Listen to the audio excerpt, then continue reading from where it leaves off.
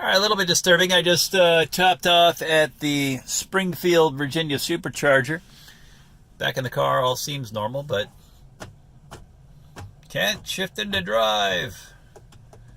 Nothing is still hooked up. As you can see, the charger has been unplugged. It would throw me a warning anyway if that were the case. So what's going on there? I'd really like to be able to leave. I already did the double wheel push reboot. No effect. Next, I'm going to try popping the charger in and back out, just in case there's some weirdness there that I've never seen before. But as of now, I am at a standstill. All right, my theory was correct. I went ahead and plugged the charger back in, then unplugged it.